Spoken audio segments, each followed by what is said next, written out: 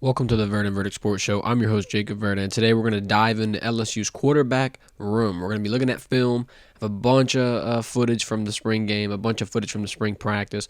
First up, we'll be taking a look at Garrett Nussmeier. Now, this new offensive scheme, a little bit interesting. They got a cool little look here. He's going to flip his hips, fake to Josh Williams. He'll flip back to a double look. He's got Mason Taylor, Kyron Lacey, of course. On this particular one, he's going to pick Kyron Lacey, but it's a little interesting just to see that they have the plethora of options here. Again, you're going to see the double look in action. They have trips on the left side, slings it to Mason Taylor, but Kyron Lacey's still waiting in the short field. And the good thing about Garrett Nussmeier is he can zip that ball out of there quickly and showing off a little bit of mobility. So, if we can see this throughout the season, I think that teams are going to have, some struggles because the deep arm is there. He's got the deep talent. We knew this. Look at Aaron Anderson catching one in stride. And if your wide receiver 3 is on target, I feel like everyone is. Kyron Lacey here, boom, big one into P.J. Woodland. It's debated on whether or not this one was caught in bounds. I like the spot, though. Nobody can get it but Kyron in that spot, and it's what you want. This is Kyron's leg here in the middle. I'll put a spot on it. I think the foot's in. We're going to have to be on the other side to really give you a good estimate, but I think that I'll count that one as an inbounds catch.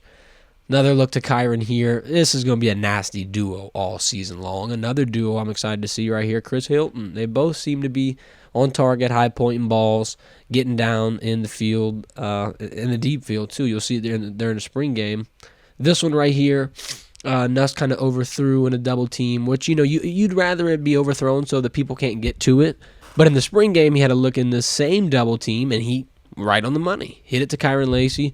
Like we said, caught in stride, got 6. So, these little short passes in tandem with the deep passes are going to be insanity, especially when you got Caleb Jackson taking a check down 20 yards because nobody wants to get out in front of him and stop him.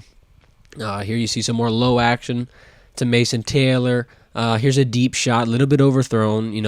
When Nuss has a bad ball, it's at least out of range. In the past, it could have been intercepted. In the past, you could have had some defensive play here. Look, you got pressure in his face. You see he wants to go to Caleb Jackson. He'll try to make it work, just can't get it.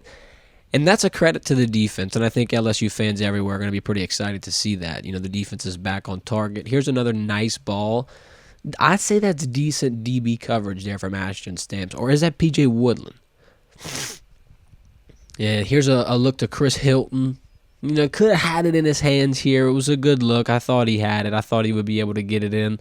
Seems a little frustrated, but I think he'll have plenty of chances this year to be able to right those wrongs. Mason Taylor catching one all on the fly. Takes 3 people to get that big guy down. He's going into an NFL draft year, and I think he'll have plenty of heads turned. Speaking of heads turning, getting out the pocket, slinging one down the field. Zay Thomas getting a touchdown in the spring game. Garrett Nussmeier looked phenomenal this spring camp. I think this season's going to be awesome. Offense looks great. Don't think they're going to miss a beat. And, you saw flashes of the defense, whether it be the DB coverage, the DB pressure. Moving on next, we're going to look at Ricky Collins and see this backup quarterback race. All in all, I think this ball placement, this experience level for a redshirt freshman, not bad. He's very mobile. I'm going to go ahead and say it again. He could be a Jaden Daniels Jr., like a little comparison. He has that ability to make the defense spread thin because of his arm, and then he can just rip them apart with his mobility. And I know that the passes and all the ball fakes and stuff like that are definitely going to have to be improved, but look at this. In a scrimmage with the defense, you see Womack trying to get in on the edge, can't seal it. It's a very, very fast player, very, very quick guy. He's got that deep ball in him as of right now. I feel like if you progressively develop him, develop his form, develop his mind, this is going to be a problem. This is going to be somebody that can give Bryce Underwood friendly competition, Colin Hurley friendly competition. One thing I will say, though, that this will come with experience. We need some better ball fakes. You see right there, it looked like he didn't even try to put it in the pocket. Right here's a little better. I'd say in the spring game, he had his best ones. These are, very critical in the play-action pass game. Like, you really want to make sure that you're selling that fake. I know it seems a little tedious, but it matters. I like, though, that he can throw on the run. He can make tough, difficult throws while he's mobile, while he's running, while he's making everybody chase him. Like, look at this one. Let's replay this right here. In front of a defender, throwing one into, quite frankly, double coverage and gets the catch. Shout out Kai Preen, just entered the transfer portal. That's the receiver that caught it.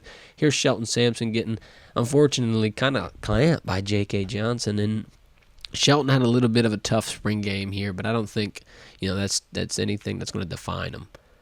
I think Shelton's going to be able to bounce back from that. And this whole spring game, this defense kind of turned some heads a little bit. I know the coverage scared people at times. Look, this was a catch Shelton could have brought down. Like, Toviano didn't exactly have the straps all over him on that one. This is Ricky trying just to make something happen here.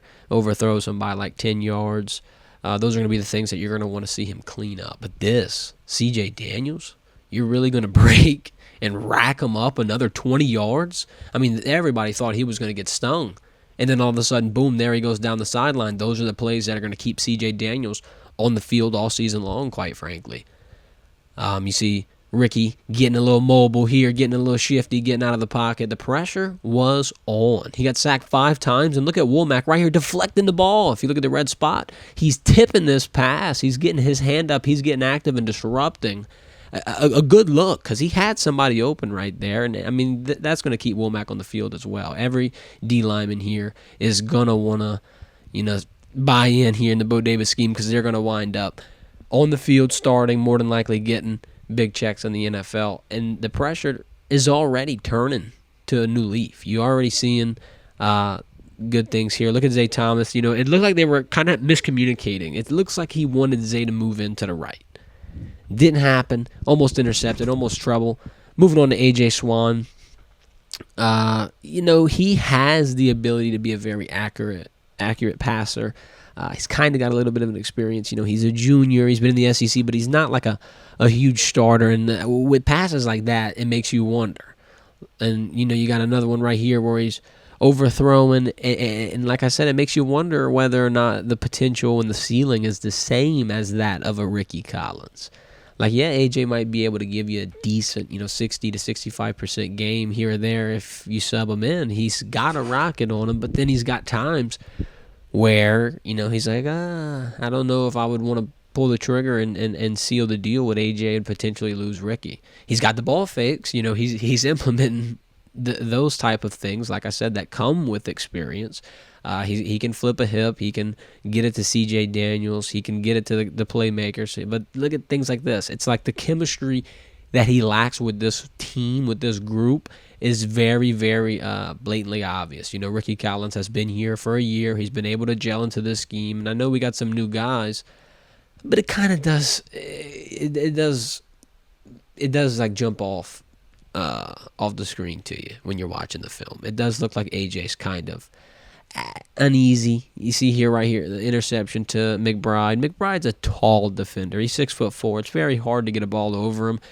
And now, is that an experience thing where it's like he didn't have a lot of competition in the SEC East? I don't know. It's like the LSU is going to ramp up. He's not going to be able to make these type of mistakes, especially in the spring game. I mean, when the defense is playing a rough coverage and they're not really gelled in yet, this isn't going to be the best defense that he'd have to face. And I just don't know. Look, he overthrows Nicholas right here.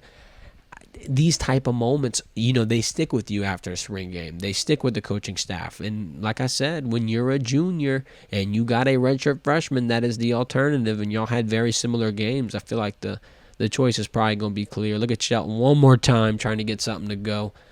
But all in all, looking at this quarterback film, LSU's in good hands. This quarterback room is by in no means in a danger zone. Plenty of talent coming in. You still got Colin Hurley, who's a 17-year-old. You got Bryce Underwood, number 1 recruit / number 1 quarterback in 2025 coming in. Just constantly keep developing these guys, and we'll keep breaking down the film. Make sure to hit the subscribe button. We got more spring game film breakdowns coming. Comment what you think. Who do you think should be the backup quarterback? What do you think of Garrett Nussmeier's coverage? And what type of film breakdowns do you want to see going forward? Thanks for watching. Y'all have a good one.